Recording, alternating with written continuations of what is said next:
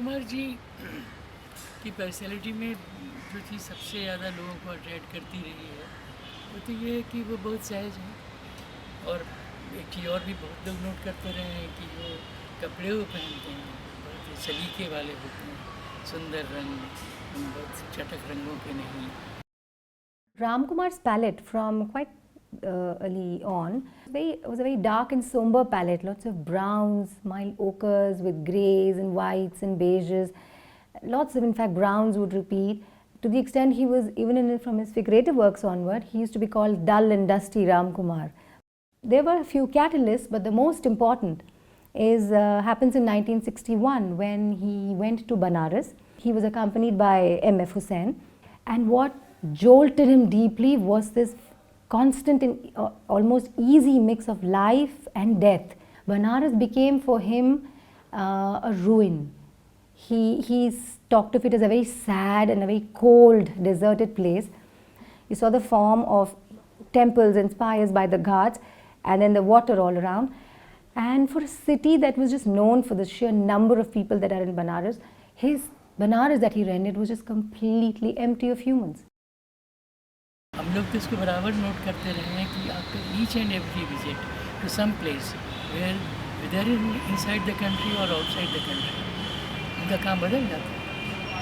अब ग्रीक का पीरियड देखो, न्यूजीलैंड के से लौटे वो काम आप देखो, और जब वो फ्रांस में रहते थे उस समय का शुरू के यूरोप में तो जगहों का, वहाँ के रंगों का बहुत असर दिखाई पड़ा। Varanasi visit that was in early 16 when he had gone there with Hussain Sahib at the invitation of Shripad Rai, the son of well-known Hindi writer Premchand ji.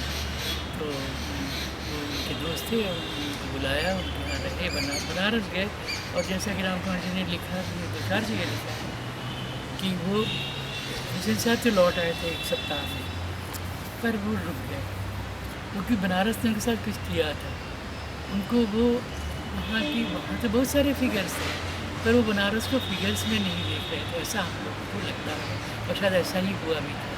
वहाँ वो कुछ और उनको एक्सपीरियंस हुआ, उसको एक तरह का स्पिरिचुअल एक्सपीरियंस भी आप कह सकते हैं, जहाँ लाइफ, डेथ और ऐसी चीज़ें हैं आपको एक और तरह से सोचने में आती हैं।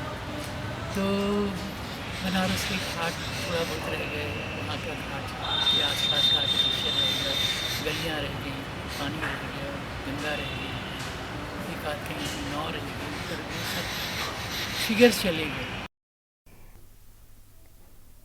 So the works chosen here as two representative masterpieces of Ram Kumar's oeuvre are both from the 1970s. This is a very significant decade in his career. This is when the abstract language that he had begun to practice at the end of the 60s matured and cohered into a very assertive and concise language.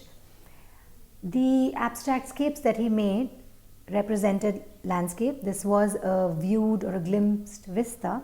But what is interesting is that there is clearly here an amalgamation of what was viewed and what he remembered, that is, what was mined from memory and what was imagined.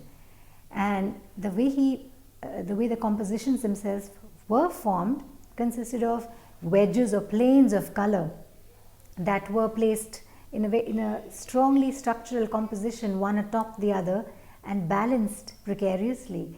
You could make out earth forms. You saw this was earth, this was a mountain, that was the shoulder of a hill, that was a water body, and a sky that loomed above.